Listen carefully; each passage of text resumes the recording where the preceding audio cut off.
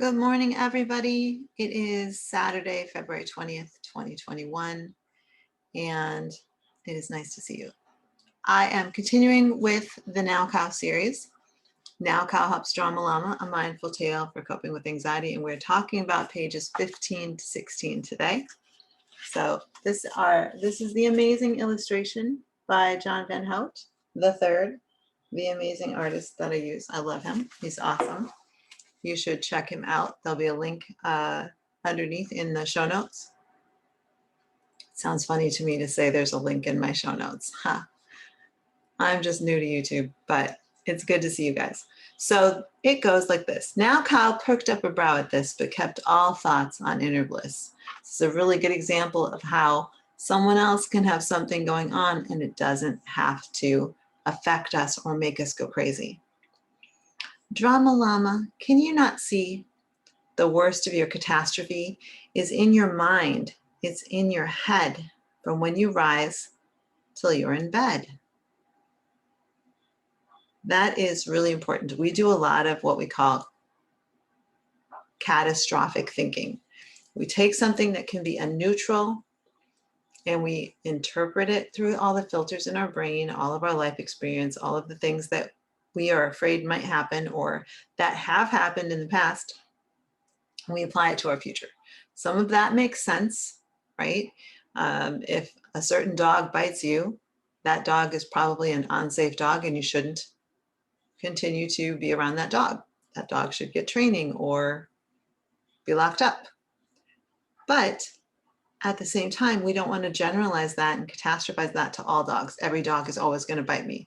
That's actually not true, right? So we want to look at not catastrophizing. It's in our mind. We tell ourselves stories. And I heard a great quote. I heard it from Elizabeth Benton, and she was quoting someone else, George, and I forgot the name, so I apologize. I'll try to see if I can remember. He said, we need to stop listening to ourselves and start talking to ourselves. Stop listening and start talking. Change the message that you're sending your brain. Don't listen to the negativity. Don't listen to it. Tell it something else. So Now Cow says, just let it go. Breathe in. Breathe out. Taking a deep breath like that resets the parasympathetic nervous system, sends brains from your body up to your mind that it will be okay. Of course, if you restart the anxiety thinking, if you restart that cycle, then your body's going to tense up again, right? But good news is you can reset it again. Take a deep breath. And then change your thought. Change it to something else. So Now Cow says, breathe in, breathe out. There is no need to rush about. The sun will rise. The sun will set.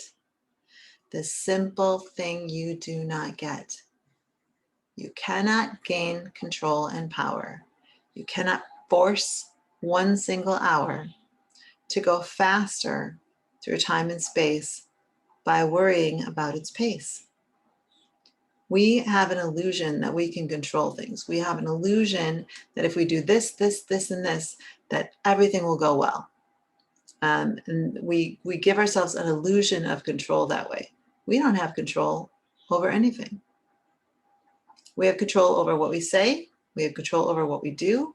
But we don't have control over the weather, anybody else, the economy, the pandemic. Like, we don't have control over all of those things.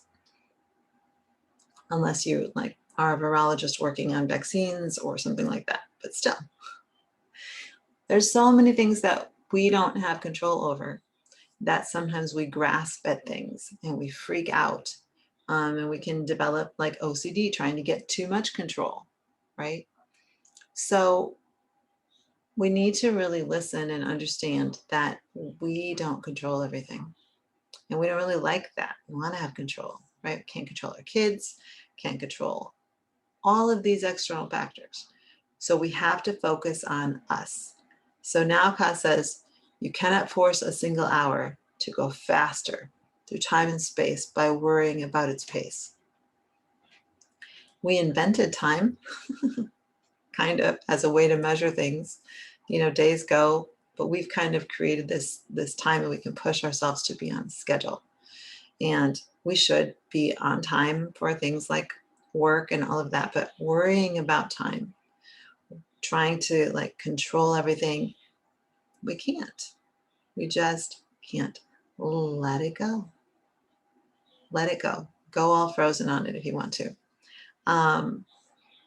But things are going to happen on their own time. You can just control yourself and your actions. But worrying about, well, how long is this going to take? When is this going to happen? I don't know. If there's something that you can do about it, do it. If there's nothing you can do about it, then don't worry. Put your attention somewhere where it will do you good. So now Cow goes on. Breathe in, breathe out. Enjoy the day. And maybe you will find your way to peace and calm and happiness. Try some thoughts of inner bliss.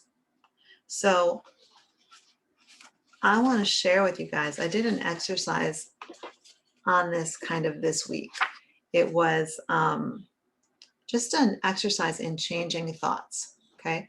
Those of you that know me, which might not be very many people, but probably everybody that has done this channel knows me, otherwise you wouldn't be here. So thanks for coming.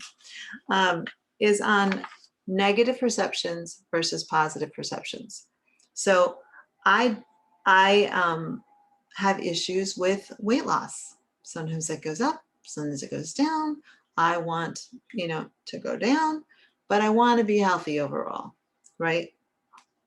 So I was listening to this awesome podcast called Primal Potential with Elizabeth Benton. She wrote a book called Chasing Cupcakes.